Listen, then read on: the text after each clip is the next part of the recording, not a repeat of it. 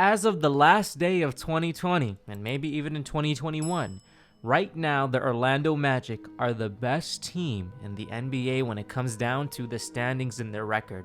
They are currently undefeated. We're going to have a lot of fun talking about the Orlando Magic, but as y'all see here, if y'all can go ahead and like this video, it really helps with the algorithm. It takes 2 seconds, and it would really mean a lot. But let's get straight to it, fam. Look at this right here. This team has won 4 games in a row. They are currently 4-0. We have some highlights in the background. We'll watch more of it soon, but they beat the Miami Heat game 1. Then they played the Wizards on a back-to-back, okay? They currently haven't won a game yet. And then the Thunder. So we're going to kind of break down some of their games. Here's our first game over here against the Miami Heat. You'll see Fournier, 25 points. You see Fultz, 15 points. And Terrence Ross with a solid 19 points. Aaron Gordon did well his first game as well. Game number 2 against the Wizards, the first of 2. Terrence Ross, 25 off the bench. Fultz, 21 points this time. Very impressive. Vucevic, he's going to do what he does. And Aaron Gordon had 15. In game 3, Aaron Gordon kind of went down, but Fultz went up 26 points. Look at Ross with another 26 point performance. Insane. Over here, we're looking Vucevic doing his thing as an all-star. You see over here now, Fournier with 14, Fultz 11, and Terrence Ross with 14. So these are just kind of the brief stats that we picked up. We're going to kind of watch some of the highlights. I think 2 people really stand out. And you let me know if you think differently. But I think the 2 people that really stand out, number 1, will go with the bench, and that's Terrence Ross. Terrence Ross had it was a 14-point game, then a 26-point game, and he is really doing well off the bench. And if you remember Terrence Ross, my man Terrence Ross was, he got like a 50-point game, I remember, when he was playing for Toronto.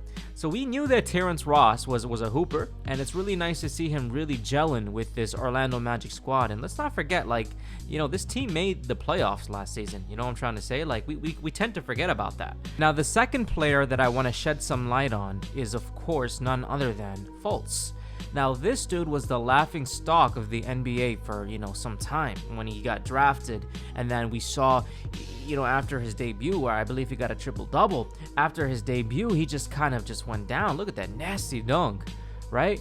After Fultz's debut, we saw him just really start to struggle, losing his jump shot and just it becoming deformed and going through the mental battles, which, happens. And a lot of people were denigrating him, calling him out, laughing him, and just saying he's done. He has to go, right? Philadelphia just was not it for him. And it was nice to see, teams not giving up on him. And the Orlando match, look at Dort. I got another video, but my man Dort had a good game. But, the Orlando Magic gave my man Fultz a shot, and Fultz reimagined his game and changed it completely. His shot starting to look nice again, and he's starting to do well. And let's just put it where it is. He got the bag. The Orlando Magic gave Fultz the bag this season. Who would have thought that this dude would have had a multiple-year contract making a bunch of money?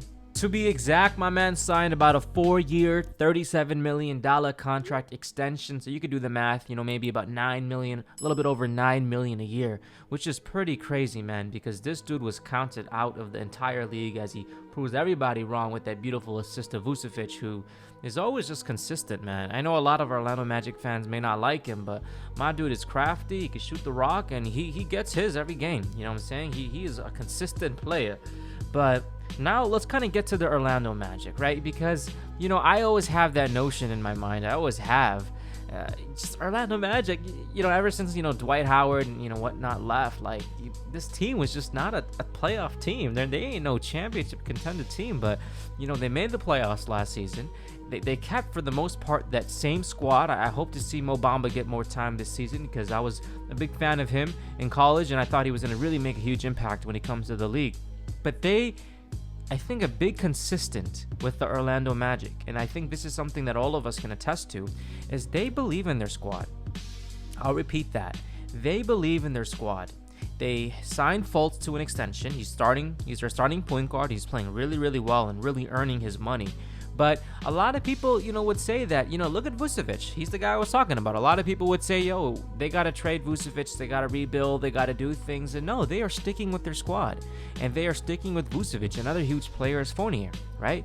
Evan Fournier, like my man here, was really getting some huge numbers last season. And a lot of people would say, trade him, get some assets for him. And no, they kept him.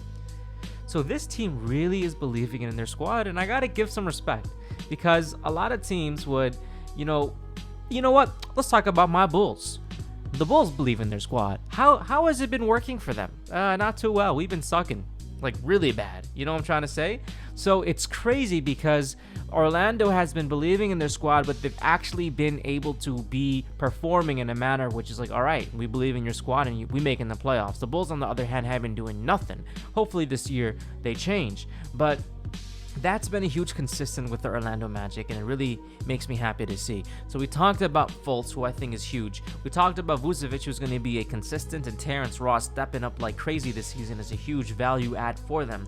I think one player, if this man evolves his game and really goes all out this season like he did in game 1 with 20 points, that's your hint, then I think the Orlando Magic has a chance not to be a team like the Lakers, the Milwaukee Bucks, right, with those 1-2 All-Stars, right, but a team more like I'm not going to compare them to the Pistons or the Dallas Mavericks, right? They don't have a Dirk. They don't have players like that. But just one of those teams that just plays together like a squad, right? Kind of like, it's hard to give an exact reference, but just a team squad with no true all-star, no true player who can take the game over, but they work well as a team and they have multiple weapons, okay? And I think the one player that is needed for them to be able to achieve a level like that is Aaron Gordon. Okay, because Aaron Gordon is athletic, he's starting to shoot a little bit better, he can take it to the rim, and he has a lot of upside. And a lot of people have been saying, it's kind of over, he is the key, he's the factor.